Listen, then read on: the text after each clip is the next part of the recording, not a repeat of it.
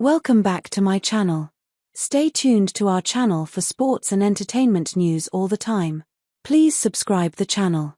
How Michael Jordan's The Last Dance inspired Magic Johnson to document his own career.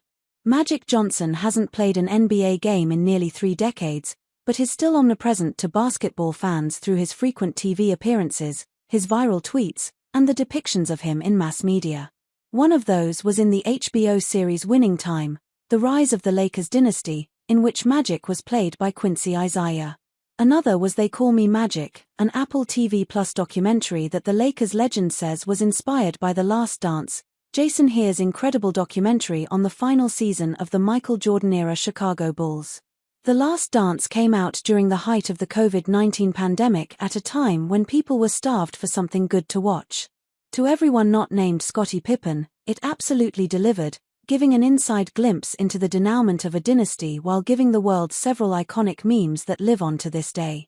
Magic was mostly the one feeding Jordan assists on the 1992 Dream Team, but The Last Dance turned the tables by allowing MJ to help his fellow basketball legend.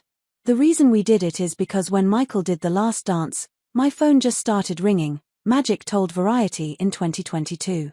They said, "When are you coming out with yours?" And we got some great investors, great partners, great producers, and they really took it to another level. They Call Me Magic is broken into 4 parts, but unlike The Last Dance, it focuses less on one Lakers season and more on Magic's life dating back to his childhood in Lansing, Michigan. Today, Magic is a billionaire and one of the most successful athlete-turned-entrepreneurs in history, but he came from humble beginnings. Magic Johnson grew out of poverty to become a legend. Johnson grew up in a 3-bedroom house with his parents and 9 siblings, which naturally meant that he had to make do without some of the finer things in life. To him, that meant going without the newest and most sought-after sneakers, such as Dr. J's signature shoe or the Clyde Frazier Pumas.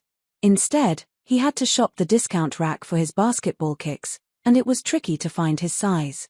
You had to pick your own sneakers for $1.99, Magic once said during a 2014 speaking engagement.